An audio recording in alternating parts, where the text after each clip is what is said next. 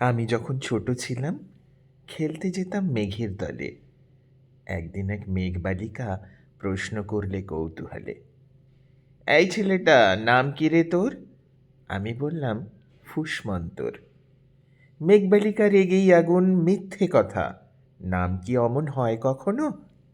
আমি বললাম, নিশ্চয়ই হয়, আগে আমার গল্প শোনো। সে বলল, শুনবো না যা, সেই তো রানী, সেই তো রাজা, সেই তো একই ঢাল তলোয়ার, সেই তো একই রাজার কুমার পক্ষীরাজে, শুনবো না আর, ওসব বাজে। আমি বললাম, তোমার জন্য নতুন করে লিখবো তবে। সে বলল, সত্যি লিখবি? বেশ, তাহলে মস্ত করে লিখতে হবে, মনে থাকবে, লিখেই কিন্তু আমায় দিবি। আমি বললাম, তোমার জন্য লিখতে পারি এক পৃথিবী।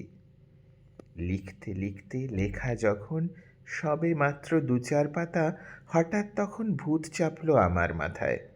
খুঁজতে খুঁজতে চলে গেলাম ছোটবেলার মেঘের মাঠে।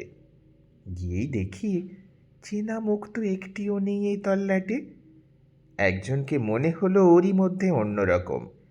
এগিয়ে গিয়ে বলি তাকেই, তুমি কি সেই মেঘবালিকা? তুমি কি সেই? সে বলল, মনে তো নেই, আমারও সব মনে তো নেই। আমি বললাম, তুমি আমায় লেখার কথা বলেছিলে। সে বলল, সঙ্গে আছে, ভাসিয়ে দাও গাঁয়ের ঝিলে।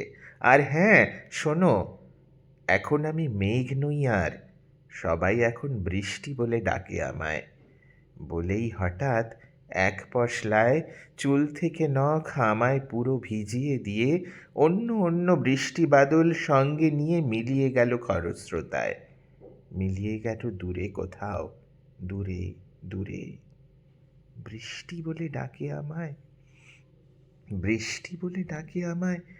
আপন মনে বলতে বলতে আমি কেবল বসে রইলাম ভিজে একসা কাপড় জামায়। গাছের তলায় বসে রইলাম, বৃষ্টি নাকি মেঘের জন্য। এমন সময় অন্য একটি বৃষ্টি আমায় চিনতে পেরে বলল, তাতে মন খারাপের কি হয়েছে? যাও, ফিরে যাও, লেখো আবার। এখন পুরো বর্ষা চলছে, তাই আমরা সবাই এখন নানান দেশে ভীষণ ব্যস্ত। তুমিও যাও, মন দাওগে তোমার কাজে, বর্ষা থেকে ফিরে আমরা নিজেই যাব তোমার কাছে। এক পৃথিবী লিখব আমি, এক পৃথিবী লিখব বলে ঘর ছেড়ে সেই বেরিয়ে গেলাম। ঘর ছেড়ে সেই ঘর বাঁধলাম গহন বনে।